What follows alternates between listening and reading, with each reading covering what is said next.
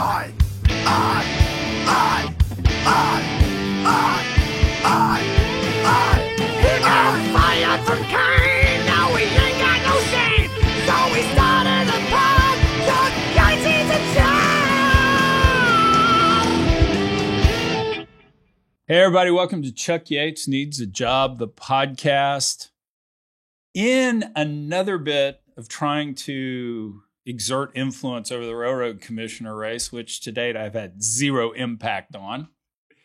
Welcome my guest on today, Luke Warford, the Democratic candidate. You're the Democratic candidate, right? Because you didn't have an opponent? No. Yeah, that's perfect. And we're past the runoff. So there we go. Yeah. Past the runoff. Welcome in, Luke. Yeah, good to be here. Thanks for having me. Why in God's name do you want to be railroad commissioner? Look, I mean, mostly I'm sick of the people who are currently on the Railroad Commission messing things up, right? And that's from the winter storm to their inability to enforce flaring regulations to how much we're all paying for energy now. Like, I just care a lot about these issues, and we'll get into my background and all this stuff, but like, I care deeply about the intersection of energy and politics, and I think that has just a huge impact on people's lives, and there's no office that's more important than this one from that perspective.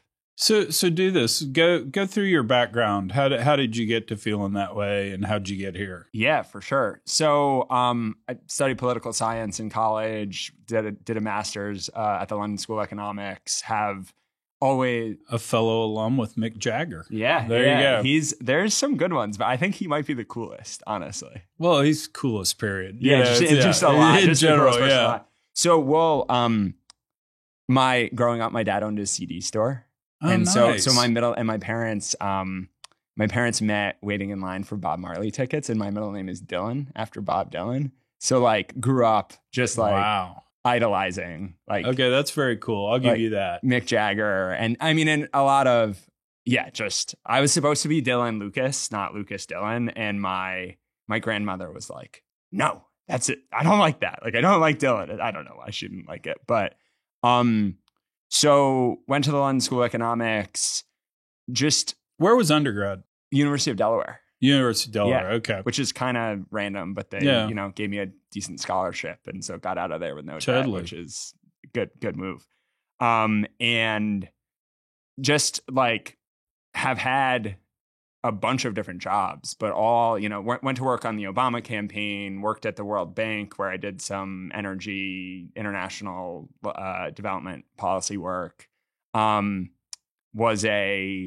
for a nonprofit in DC, went overseas, lived in Ethiopia for a year, working on international trade and energy work, worked in consulting where I had like actual oil and gas clients and renewable clients, and worked in tech, worked at the Texas Democratic Party for a couple of years, and then ran for this office. And I just have always, I don't know. I mean, I think energy is everything, right? Like it's like so important to, and just even as we've seen this year, to our national security, to how we live our lives with the grid failure, to just like our ability to function as a society on a day-to-day basis. And so it's just been like a running theme on all of these jobs I've had that kind of feel a little disconnected, but are super connected in my mind. Well, no, and that's why I'm glad you came on, because one of the things I've always said is, unfortunately, people die when energy costs are high. Yeah. People die when you buy energy from authoritarian dictators. Mm-hmm.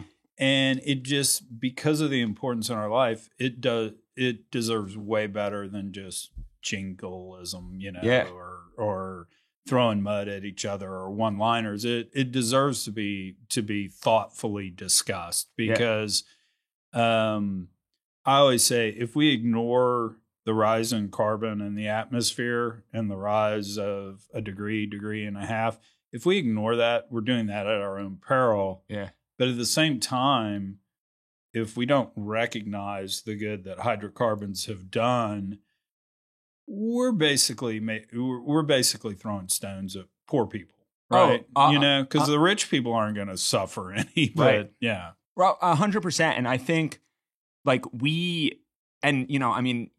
there's nowhere that is clearer than like I spent a year living in East Africa, right? And like I know you've talked about this on the pod before too, but just like how we're thinking about the energy transition in the US versus how like it's going to affect the rest of the world, the developing world, I think is huge.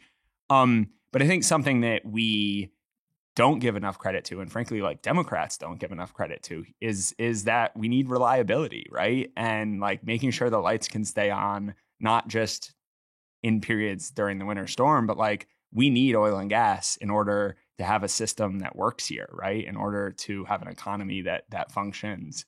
And I just think we get into this doom and gloom sort of like, are you pro or anti oil and gas? And it's like, it's way more complicated than that, right? And like we need Texas oil and gas so much right now. And the situation in Ukraine has made that just so incredibly clear.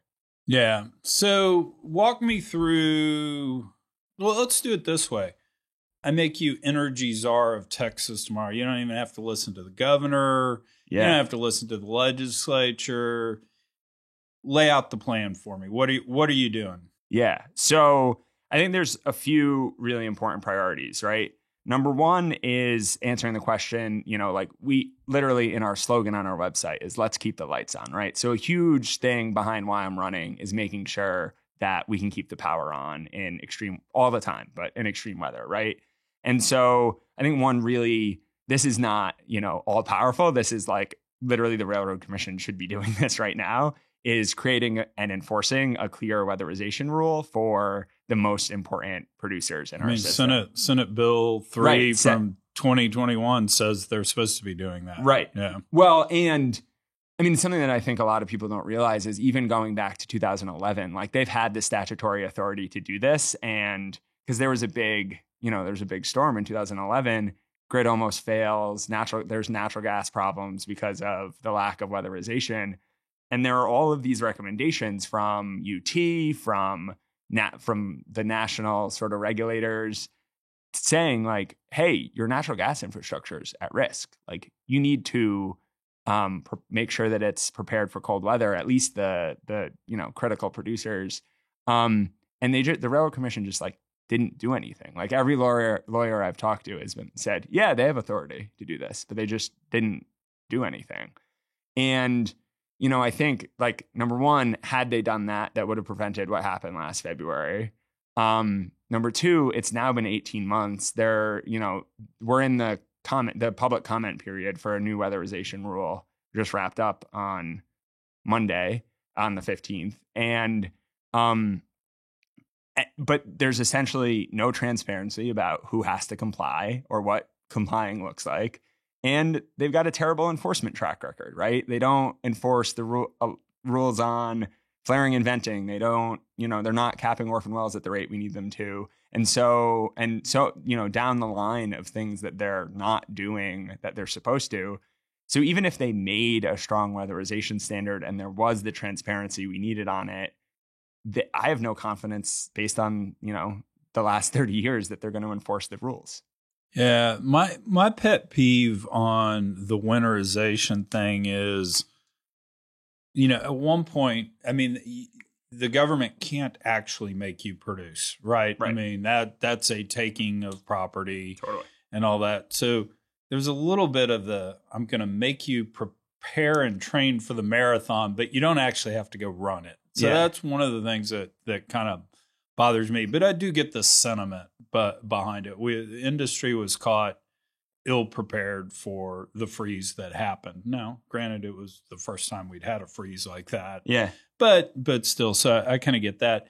Well, and I think that's only. I mean, to your initial question about energy czar, that's only part of the solution here, right? Like, there's a huge other part of the solution that is increasing production, right, in oil and gas, but also expanding wind, solar, hydrogen, geothermal as it becomes more viable. Like, I think we need there is a security in expanding where we're getting our energy from and having more production, right? We have more production capacity than any other state. Like, we should be, the fact that you don't need to be an energy expert to look at like, oh, they have more production capacity than anyone else, but they're, paying more. They have neither affordability. We have neither affordability nor reliability. Like something's clearly wrong.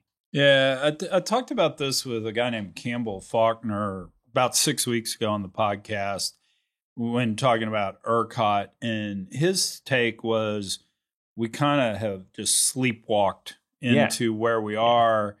And we basically set up a free market system for generation that is pay for energy only. Yeah. Which might have worked okay, except you've got a federal tax code that in effect subsidizes renewables. So you can build, I don't know the tax law well enough on it, but I get pitched all the time by people, hey man, we're going to get all our money back through tax credits. So if the solar farm makes any money, that's where we get our return. And so you in effect have renewables being built for free. When they generate electricity, they get paid. And unfortunately, because there's not a penalty or something based around reliability of that producing source, you don't have the economics to do baseload type stuff. Mm-hmm. And so I think we were talking this morning on the BDE show about it.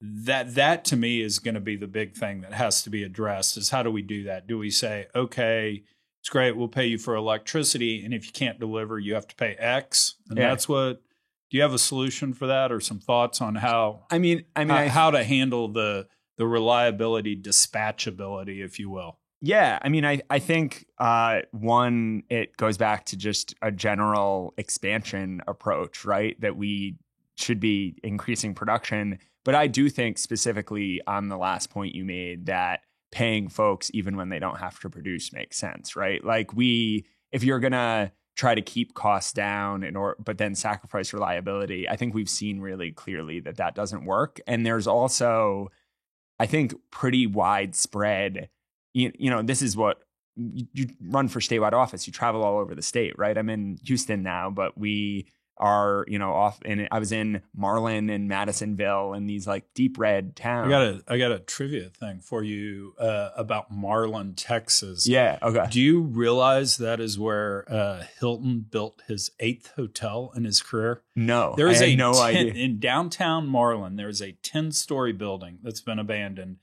It was, I'm making up the year, maybe 1932. Yeah, I was going to say. It was built as a Hilton hotel because there are mineral springs kind of right across the street. Whoa. It services there. Hilton supposedly built, call it 8 hotels in Texas, lost his shirt and went away.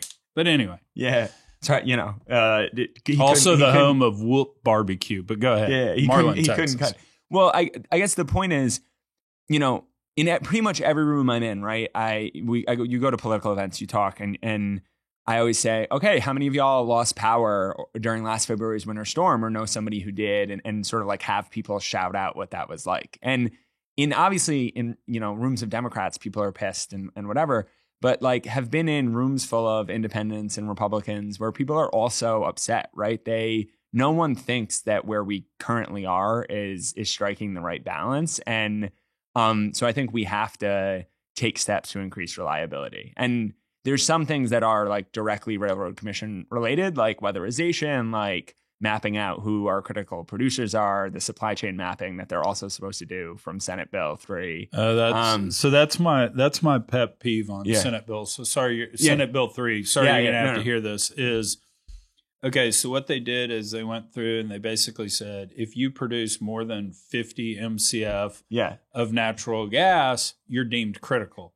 If you're deemed critical by any entity, you cannot participate in the LARS program, the load reduction program for ERCOT. So we have these water floods out there with 25 megawatts, 30 megawatts, 35 megawatts of demand on power that produce 57 MCF a day that are now deemed critical and can't participate in the LARS program. Yeah. Now, the Railroad Commissions will tell you, we're having these hearings, we're going to work through it. But people are actually saying, that's $1 million worth of legal fees to me. Why am I going to do that? Right, of course. So my fear is we're going to have the New York Times headline that says, XYZ oil company produced their water flood all through the winter storm and killed people.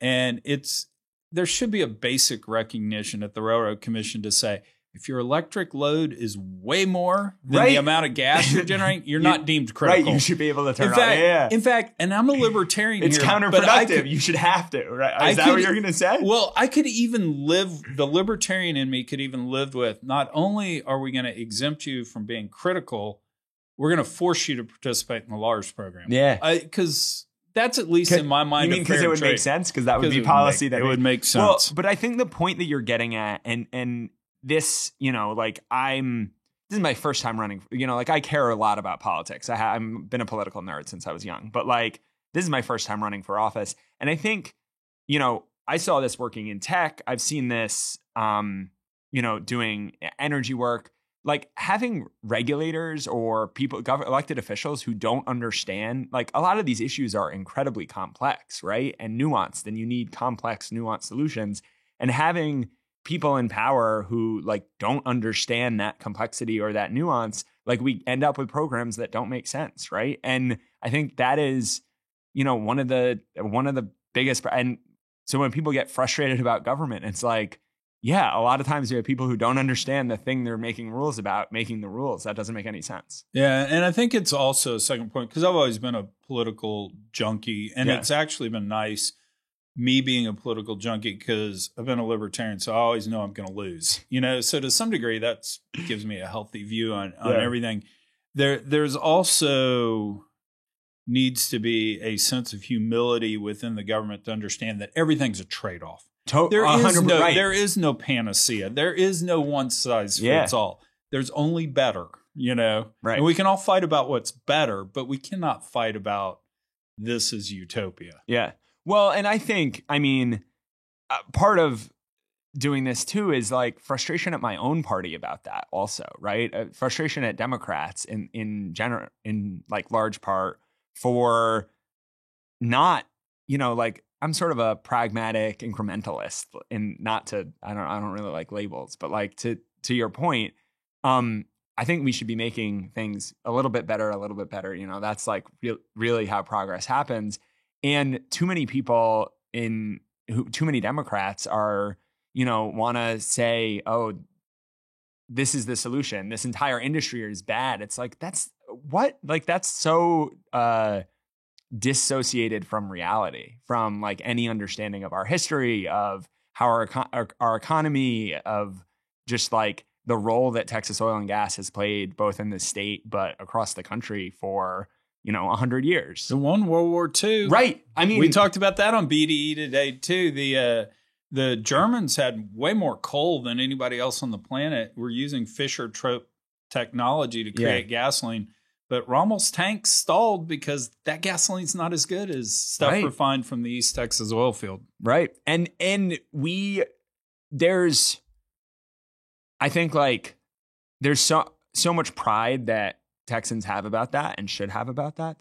And I think like, you know, I am like beating up on the Democrats, but I like genuinely I just think it's not, if you don't understand history, if you don't understand what's happened and what has gotten us to here, it's really hard to then figure out where we need to go. And well, let's go to that point, because at the end of the day, I think what the argument against you would be is, okay, we may be the most horrible place in the world. We still have this amazing economy. Yeah. Everybody wants to move here. Yeah. You know, say what you want about Abbott, say what you want about Patrick, you know, say what you want about the existing Railroad Commission, that sort of stuff. You seem like a pragmatic type guy. Okay, you're obviously pretty sharp, all that. If we let you in, how do we not get AOC, John Kerry, Elizabeth Warren, President Biden in? You know, how does that not happen? Look, I get this question all the time, and so I actually like love. I'm not that smart, and that original stuff. But I genuinely love talking about it. You know, I was, I genuinely pretty regularly someone will raise their hand and be like, "Well, how does AOC affect your policies?" Right? And I'm like, I don't. Just to be clear, I don't really care what National Democrats are doing. I don't really care. AOC is doing what is best for her and her constituents and her district. that has nothing to do with what I would do as railroad commissioner, which is the reason I'm running for this office is because I think the people who are in this office are not serving the public, right? Like I was raised with an idea of what public service means. And I think the people in this office are not serving the public. I think they're serving their really rich billionaire donors and everyone like Texas consumers are getting hurt by that. And so I want to run to do what's best for Texas. And that is what I would do as a railroad commissioner. I think like so we were talking about this before we started recording, but, or maybe it was now order of things. Did we talk about my dad before? No. So growing up, my dad owned a CD store and, like it was the 90s. I would, it was like right down the street from my elementary school. So I'd walk there every day after school. Right. I grew up in the CD store, right? I thought it was the coolest thing. They were like Nirvana, the like Nirvana posters on the wall, like all this really cool shit. It's so funny that you say CD store instead of record store, but yeah. Well, no, it sold records too, but it was like, but nobody, at that time, nobody was buying, records were not cool, right? Records were cool before the 90s and then they become cool Well, again. they were only. It's not that they were cool. They were the only they were thing only, you had. they were only, yeah. Well, no, and I, I have a record player and a bunch of my parents' old records and all. Like I like records a lot, but at the time it was a CD store, right? Sure. Like that was the bread and butter of what they sold. And yeah, I guess it is my youth a little bit too. But like, and then 2000, internet gets invented, Napster, file sharing comes about, and people like stop buying CDs, right? Like it got to the point where and Walmart and a bunch of this stuff, like you could go to Walmart and buy a CD as an individual for cheaper than my dad as a small business owner could get it wholesale. Right. And that's like, oh, this market's dead, right? Right. And so then he closes the store. He was in his mid 50s. He'd never really done anything else other than work at record stores and then run one. And he like never for the rest of his life, never really got a full-time job again, right? He did, some part-time stuff with my neighbor who built houses. He worked at the local housing authority for like part-time for a little bit. And so that really informed, and like that was hard on our family, right? It was financially hard. I think it was hard on him in a way that he didn't really know how to process, right? Like so much of our identity, I think, especially as men, is wrapped up in like providing for your family and your job. That's our pressure point as men. Right. Is if we can't fix something, that's where we get a shit. Yeah. And he couldn't. He didn't know what to do. And I like that's like one of the things that's how I got interested in economics, right? That's how I got interested in business in general. And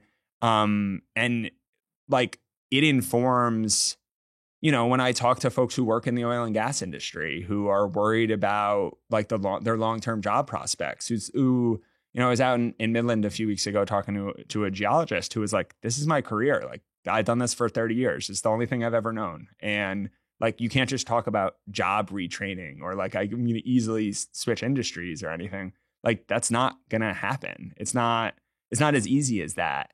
And so I think,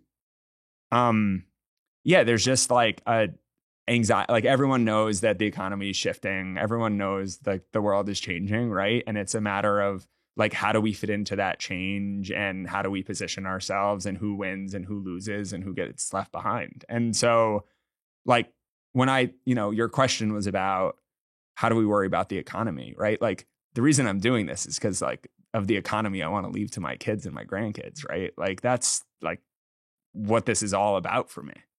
Yeah. So let's do this.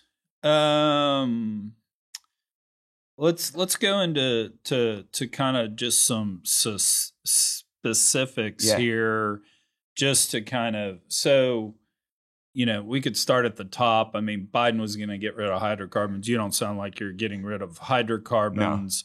No. Federal lease is okay. I know we don't have them in Texas. You won't be messing with them, but yeah, I think federal leasing for oil and gas is okay. Yes. It's such a small. I don't like. That's not an answer, right? Like I think the whole discussion about federal leasing is like, and even like misses the point. I was tweeting about this the other day that like, you know, private, especially in the Permian, right? It's all private production. And so like, yes, for sure. But also that's like not, I don't know, talking about the federal piece of it, I think is sort of missing the full picture. Yeah, no, I'll get that. I think, and maybe that was a bad example to ask a railroad commissioner, but it was just, I was going to run through, please. through Go ahead. certain policies just to try to say, here's AOC, here's Luke. Yeah. You know, I think another big issue, again, doesn't necessarily affect the Railroad Commission and doesn't affect Texas, but I think what bigger picture, and maybe I should have started with this, is to the extent we create a narrative or a feeling that an industry is going to be regulated out of existence, it dries up the capital to it. Yeah. And even more importantly than that is the valuation multiples on that industry become lower. And so right now, an oil and gas company trades at kind of 3 times EBITDA. Yeah. Guess what? At 3 times EBITDA, I am not incented to go create more EBITDA. Yeah. I'm incented to send that money back to my shareholders instead. And that's what we're seeing. Right? And that's exactly what we're seeing. What we're seeing. And so I think like the whole narrative starting at top is what filters down and ultimately leads to that. Do you think that's changing though? Do you think Ukraine's changed that a little? Like I feel like in the last 8 to 12 months, there's been a total shift in the national conversation around oil and gas and the future of oil and gas in this country. And I'm curious if that has had any. I don't follow the finance side of it as closely as you do, but I'm curious if you've seen that. Yeah. So my 2 cents on that, looking at it, is, I mean, you had a presidential election where it was literally, we're going to stop fracking. Yeah. You know, I mean, that was the narrative. Then we saw the inevitable, what I think is the inevitable result out of that was just flat out higher gasoline prices. Yeah. And you had the political pressure of that's bad. Because that's the one metric that people can actually look at and have an opinion on and somehow relate back to. So I think that started to shift the narrative somewhat. It feels begrudgingly like, and I'm talking about Biden. Biden is begrudgingly having to say this isn't the worst thing on the planet. And then I think you're right. Ukraine, I mean, Putin marching in there and us going, guess what? When you buy from an authoritarian dictator. Yeah. So I've heard one of the large investment banks has actually put on the ESG favorable list if you can get LNG to Europe, which is big. Cause it's a big change. Yeah. But I mean, you still look at the trading multiples and they have the stocks have gone up, but so has the EBITDA. So I don't know that the multiples have changed that much. And so, well, and if you're gonna, I mean, this comes back to just like problems with our political system in general, though, right? If you're gonna connect the causality there back to the narrative around oil and gas and regulating oil and gas out of existence, like, right? Like the reason that that is a democratic narrative, right? The reason that that's a democratic narrative is a few reasons, but I think one of the biggest is the same reason that we see Republicans in primaries shifting further to the extremes. You also see the same thing on the Democratic side, right? That there's pressure to make absolute statements, to have those absolute statements be as far to play as much to the base as possible in order to win Democratic primaries, right? And I just think that it's one of the really fortunate things about me not having a primary opponent is like I didn't have to deal with being attacked from that. You know what I mean? I can say, hey, these are the practical, reasonable solutions that I believe in, that I think are, that the vast majority of Texans want and benefit the vast majority of Texans, right? We don't have to have this conversation that's on either fringe, ideally. And I think it's going to be interesting in November to see people are so tied up to party identity, and like they're going to see the D next to my name, and we'll see if they'll get past that. But I mean, go ahead. What was the max race and then the low race? I mean, in terms of statewide, what was the highest percent of Democrats gotten in the last few runs? Because Beto lost by 2.6. Beto lost in by 18. Okay, so that's kind of the max race. Yeah, 214,000 votes. Okay. And no Democrat has won the Railroad Commission since 1990. Right. Yeah. So that's the year after I was born. So, it's been a long time, but it's interesting because we've pulled this race, right? And you look at the top of the ticket, and it's, in a poll, you might see, okay, Abbott versus Beto, you say a bunch of bad stuff about one of them and it moves voters like a point or two, right? Everyone's opinions are already formed. Wayne Christian, my opponent, mostly hangs out in his office in Austin. 70% of voters have never heard of him, right? And so what that means is the combination of people not really knowing who he is, plus the fact that almost everyone in the state had a negative experience with the grid failure. And so in a typical election year, like, people are not directly experiencing his failed leadership, but this year they did. And so when we tell voters, and this is true with even independents and Republicans, when we tell voters that, Wayne Christian and the Railroad Commission could have prevented the grid failure, they swing in our favor pretty massively, right? And Texas is huge. There's a lot of things at play about if we can communicate to enough people to get them to move. But I think, like, one of the reasons that we have that opportunity with this race is that, I'm not really running on partisan issues. It's not Republican or Democrat. If, you want to keep the lights on, it's not Republican or Democrat to want people to have more affordable energy or to not like pipeline monopolies, right? And so I've often said that Sarah Stodgner lost the Republican primary for U.S. Senate, not Railroad Commission, but yeah. So, I like it. Yeah, she.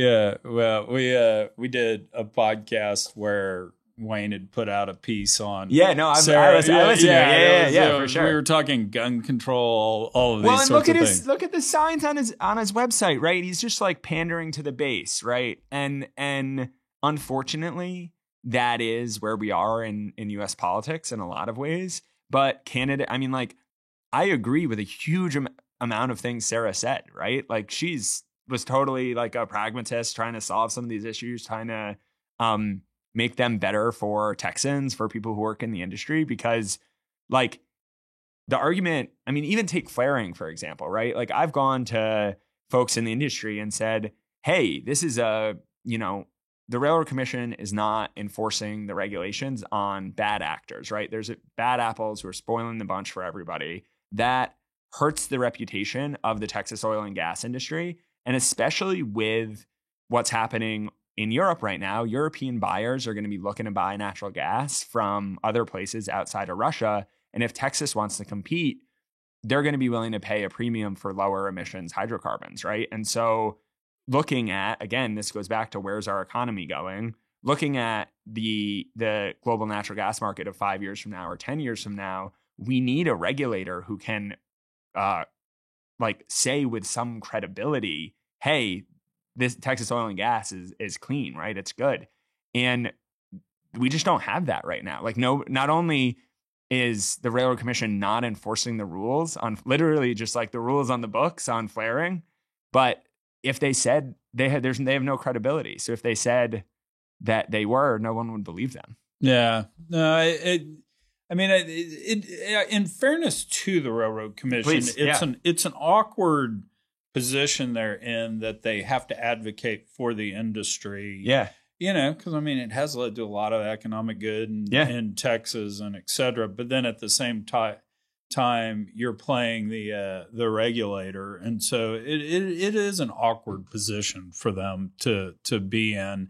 And I will say this, as the libertarian, I'm not sure I have some great idea for a better system. Yeah, because at the end of the day, I've always been kind of free market guy and all that, but who is actually penalizing you in the marketplace if you're flaring illegally?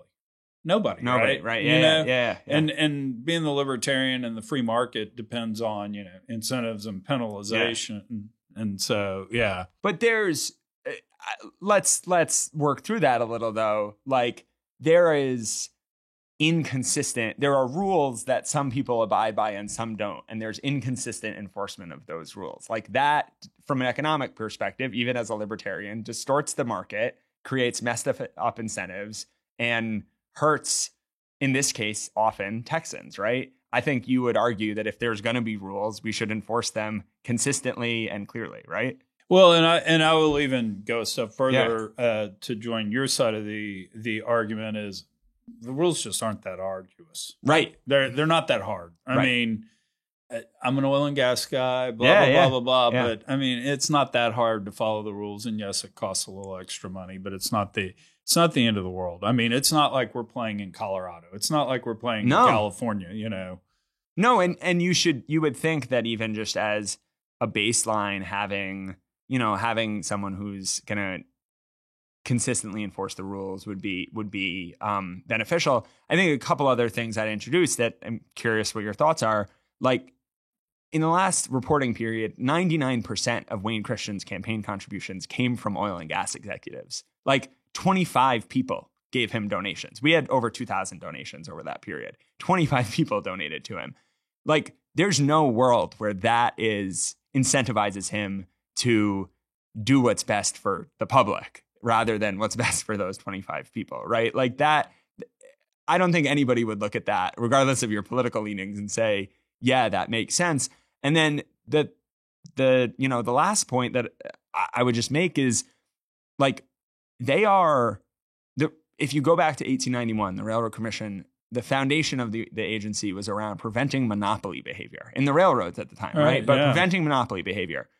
And now what they're doing is the exact opposite, right? There's no transparency in the interstate gas market. The pipelines are making huge amounts of money. I mean, even just like you look at the winter storm, Kinder Morgan made $1 billion in a week.